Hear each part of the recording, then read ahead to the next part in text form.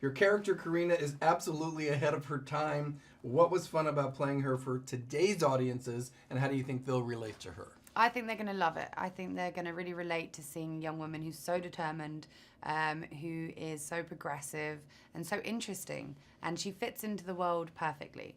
She doesn't understand a lot of it. She doesn't believe in ghosts, and she's a woman of science, and she gets quite a shock. Very good. All right. How do you think Carina fits into this story?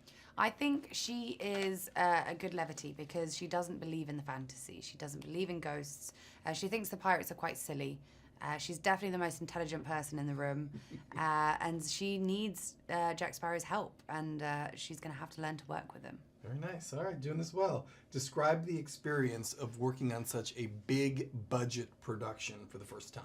I think having such a big budget really helps us build the world. The detail is incredible. We had a day where we had 500 extras, and there were dogs that were extras and cats that were extras and children and real fruit, and they really just build that detail up, so you can believe the world, and it helps you as an actor to really get into it when you have a physical world to work in. Nice. All right. Question number 4. I want to know about the ships and what the authenticity and detail there brought to your performance. Well, I was very surprised. I didn't think that they would build a full-scale ship, and they really did. In this car park in the middle of Australia, we had the Black Pearl. It was there.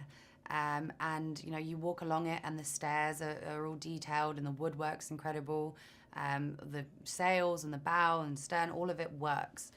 So to have those to actually play with and to get to know, it helps a lot. Very nice. Okay. I'm not going to say their name right, so I'm not even going to try, but how was it working with your 2 directors? Because one director is hard enough for some folks. Yes, it is. But they have a really good system, that they have between them.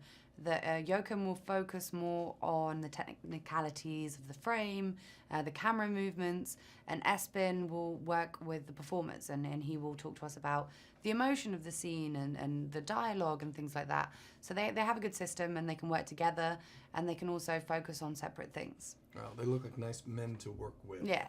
Okay.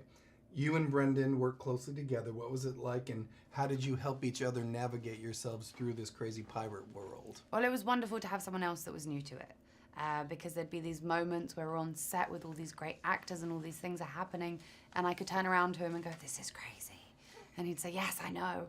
And it felt like home. It felt like I had a little buddy that I could feel at home with. Okay, 2 questions left. 1 minute, 30 seconds for this. What can audiences expect from this movie? They can expect a lot of adventure, a lot of comedy, some great fantasy, and a really cool villain. Very good. And if you could use one word to describe this film, what would the word be and why? It would be wet, because there's a lot of ocean and a lot of sea stuff, and it will make sense once you see it.